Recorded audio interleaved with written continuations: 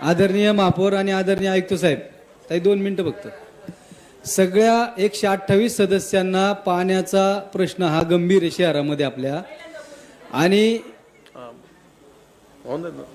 महापौर साहेब, आपण वेळोवेळी सगळ्यांनी बैठका घेतल्यात, आयुक्त साहेबांनी पण त्या ठिकाणी व्हिजिट केलेले आहे, सगळं मान्य आहे.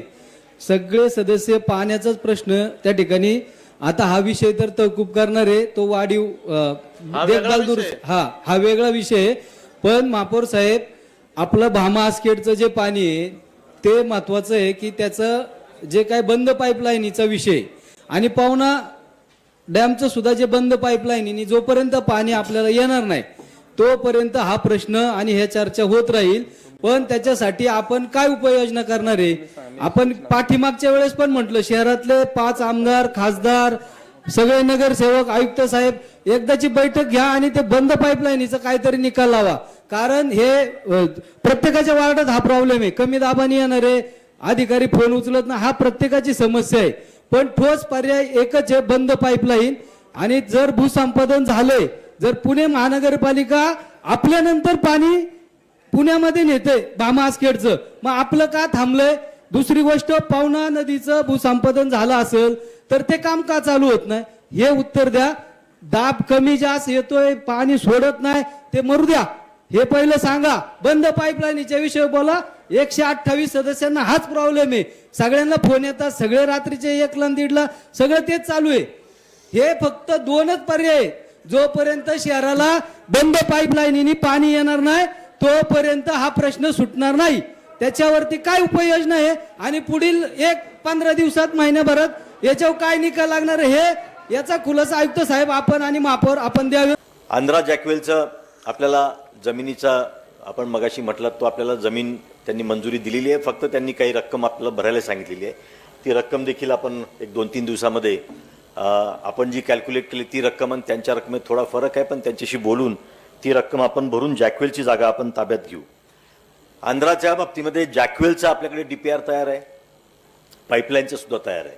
त्याचं सुद्धा आता मी अधिकाऱ्यांना गेल्या 15 दिवसापूर्वी सूचना दिल्या आहेत की जागा येण्याची वाट बघू नका, आपण सगळी तयारी करून ठेवू. जागा जशी ताब्यात येईल तसे आपलं टेंडर, जसं आम्ही भामा आसखेडचं केलं, निर्णय घेतला, 3 दिवसाच्या आत आम्ही टेंडर फ्लोट केले.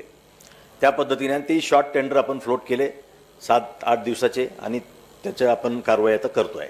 त्याचप्रमाणे आंध्राचं देखील आमची सर्व तयारी आहे अधिकाऱ्यांची. जशी जमीन ताब्यात मिळेल तसा इमिजिएटली जॅकवेल आणि पाईपलाईनचं आपण टेंडर काढू.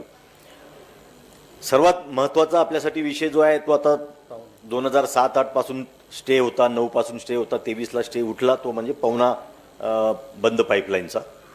कारण तो आपला एक शाश्वत असा आपला सोर्स असणार आहे, स्वच्छ पाण्याचा सोर्स असणार आहे. तर पवना बंद पाईपलाईनसाठीची आपली सर्व DPR आपलं सर्व तयार आहे.